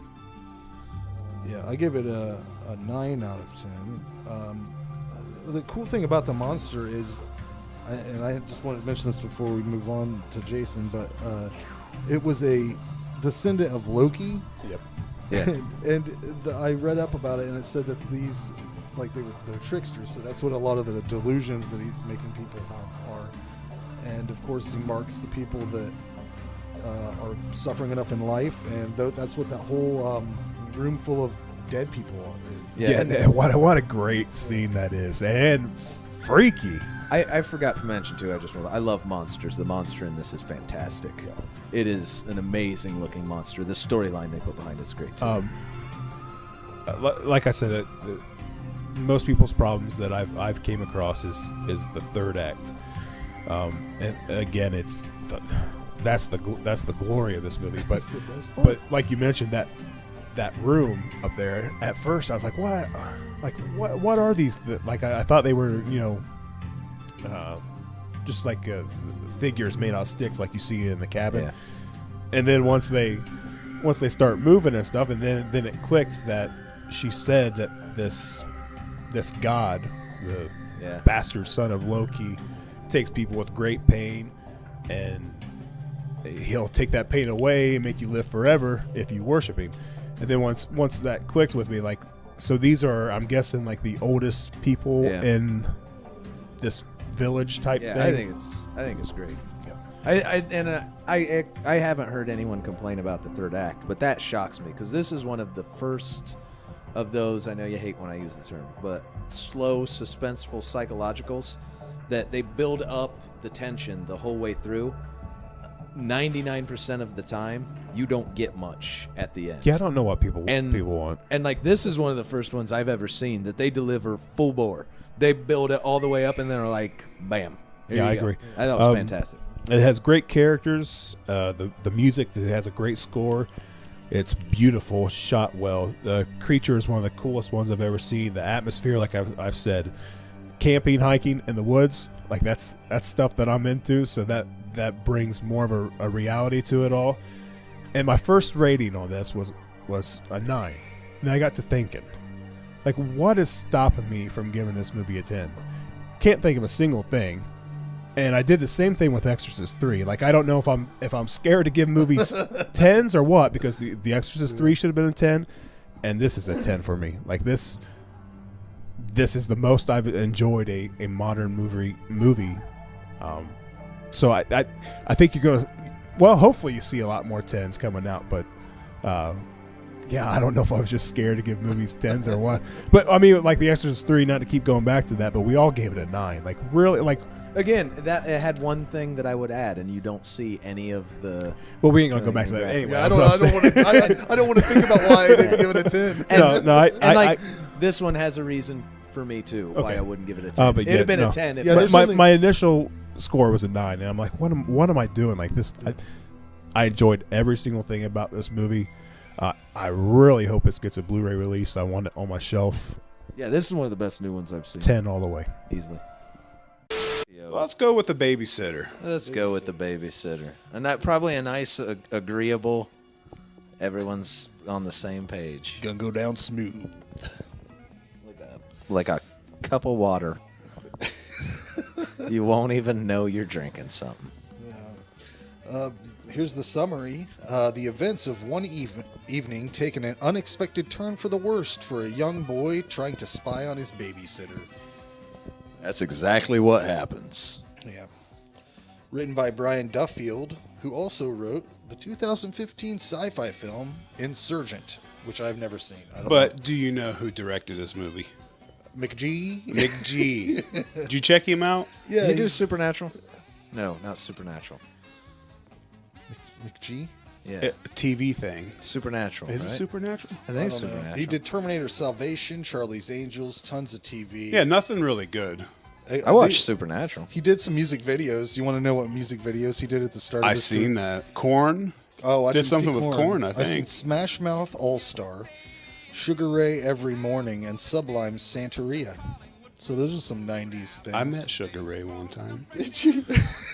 Got a microphone. He gave me a microphone. Came to the fucking house like, dude, I met Sugar Ray, and he gave me a microphone. Well, he at the needed gun. directions. I helped him to Finley to 75. So in return, he said, "Can I repay you? How can I repay you?" I said, "Well, we need a microphone." And then Jason told this whole story trying to sell it, and then someone was like, "Did he tell you his name isn't Sugar Ray? That's the band." Oh my god. Anyway, got a tagline: "Dream girls can be a nightmare." This was a Netflix original. They should keep doing shit like this. Yeah, they're knocking them out of the park. Like I don't know about other genres, but the last few horror movies I've seen, great. I could use a little bit more Chris Wilde. I don't know where I know him from, but he plays the shitty dad. The guy that's like a real asshole, has the car. Yeah. What is he on? He's on something. IMDb did not reveal anything, but he kind of looks like a generic. I feel like it's commercials. I don't know. It seems like he was in a sketch group or something, but he looks like a generic Matthew Lillard. So He reminds me of Dangle off Reno 911. yeah, I could see that. And, what was the other one they did? Viva Variety. Yeah. I don't know, but I hope they release this on physical form. I would love to have this movie. Like a tablet? Media. Like a physical stone tablet. Dick. How about those tarantulas in their basement? How about that? Yeah, those were tarantulas. That seemed like an excessive amount of excessively large exotic. Don't try to kill them. Just- collect them. Sell them. They're worth She a was lot just of down money. there working. Yeah. Setting mouse traps for the crawl space. Yeah. I was really happy to see Ken Marino. Yes. He's great in everything. I know we haven't talked about if we're picking what movies we're picking for next time. Right. But seeing Ken Marino in this one made me be like, oh yeah, I know what one I'm picking. Yeah. He's great. Have you ever seen Bad Milo? That's the one I'm picking. Oh shit, we're in for it now. I love that Have you movie. seen Bad Milo? Ken Marino? I've seen. I don't He has know. a demon in his ass that No, It crawls it's out and kills Milo. people. Wasn't there a zombie movie called Milo? Fido. Fido. Fido. Yeah. It's close. Screw it. But There was a movie called Milo and Me. yeah, there What, is. the And dog? there's some horror stories behind that. Let me tell you, they injured a lot of animals. The dog movie, right? Yeah, it's a dog and a cat. They actually Yeah. did. They injured tons of cats. I was thinking What's the name of the movie though? Milo. Homeward Bound. Milo and Otis. Wasn't that Homeward Milo Bound? and Otis. I was thinking of McGee and Me. Milo and Otis. If you Google Completely Milo and different. Otis, you'll find out that they had a cat that had a broken leg in the movie. Because you can make a cat act like it's got a broken leg, right? Huh? No, China. They didn't have the same rules. They filmed it over there. They don't have the same shit. As Back to the babysitter. Yeah, anyways, Frank's mad. I'm not mad. Does it seem like we watch a lot of movies about teens and preteens just messing around? This feels like a teeny bopper movie. It's horror. It is. That's There's a lot of horror great movie. stuff in it. It's directed towards a very young audience. But it didn't bother me. I liked everything. Ann about calls it. me a child every day, so I have no problem relating to He's young at heart. the younger stuff. They talk about they go down and they have a galactic intergalactic dream team. Do you happen to have one of those, Jared? Did you when that scene was going on? Did you think of what your intergalactic dream team would be? I mean, I imagine I do, but I suppose I didn't. I got one here that I came up with. Frank's got one. Yeah, I would go with Han Solo and Chewbacca. Yeah. So that takes up 2 slots. I would take Charlie McFadden from Critters, also, and as well I would have the Guyver on my team, and Shep Ramsey from Suburban Commando. I don't know if you recall him, but that's Hulk Hogan, brother. No, I remember the movie barely. Anyways, this is exactly like, I don't like excessive gore in a straight horror movie. It becomes too much. But in a comedy like this, it works out great. It's just every kill scene is delicious. I just like them all. The cop killing scene especially was fucking terrific. Yeah, whoever the quarterback dude is, I can't think of what I've seen him in before. I'm not sure. He's been in stuff. He's probably on some current TV show or something. I thought everyone was great. I thought the whole cast was great. Yeah, he was cliche, hysterical. The cliche horror characters. Yeah, every scene with him though I thought was hysterical. Like from when once he kills the cop. Because the cop walks in and he just grabs the fire poker and is like, oh yeah, just go. And then he fucking rips the dude's top of his head off with that fucking thing. Yeah. When he's chasing the kid, finally catches up with him, and the dude's egging his house, and the guy's like, "Oh, you can't." I mean, he's caught him. He plans on killing him. Right. But he's like, "Nah, you got to go stand up to that dude. You can't let him egg your house like that." It's funny because evidently this neighborhood just does not give a shit about anything, because my neighbors would have been outside on their yard staring at the dude when he's yelling for, what's his name, Colton or whatever? Yeah. Yeah, when he was, my whole neighborhood would have been out. But, yeah, it was a great movie. I gave this one a fucking 10, man. I gave it a fucking 10. Frank's all about it. Oh, I love it. What was wrong with it? Name one thing. Oh, well, the explosion, the basement explosion looked like shit. It was hilarious. But, yeah. It's good shit. No, I gave it a 7. I don't know. It was good, but where's the failings? Nothing really failed. Again, that's a pretty strong word, but like the ending where he ramps the truck, like how he killed her. I probably could. Did it kind of make you almost? Did it almost make you cry at the end though? No. It did me a little bit. That's but I don't know. Maybe I was invested. I loved it. I loved the movie. Yeah, I think this was I think it was released on Friday the 13th, and I think I watched it that same day it came out. I knew nothing. It advertised it at the top of the screen, so I pressed play and. Yeah, I gave it an 8. I think it was, again, like there's no failings in it at all. I don't think it's a movie that could be a 10 though, just on. Yeah, I don't even know what I would do different. Like just on what it is.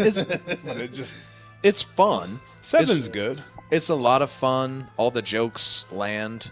Like the shotgun headshot was fucking. When the kid wakes up tied to the chair and his first words are like, why is he not wearing a shirt? Like, I mean, everything is timed right. It's all funny. When the first kill in it, when they jab the knives in the dude's head, and like it all lands, but it's just not a movie I don't think could be a 10 unless. Well, I went through and gave a couple movies last episode or the one before or whatever that were my 10s. What's a 10 movie for you? Similar. Texas 2 is a 10. Probably Texas 1's a 10. But most of the ones you named, Dead Alive, the unrated version, of course, is a 10. 10s are just hard to come by. Like you gotta have a new 10s. I have a lot of 10s, but they're all old. Yeah, Evil Dead 2. Probably Evil Dead 1. Yeah, both of those are 10s. Exorcist If we're going, and it's definitely going to get into serious. It's ones. because they're personal to you. It's nostalgic because the Evil Dead is not a 10. But what's to like us, a new 10 it's for you? Do you have a new 10? Dead I like can't think of anything right now. Dead Alive is a 10 strictly for nostalgia. I doubt. Yes, Trick or Treat's a 10 to me for sure. Yeah.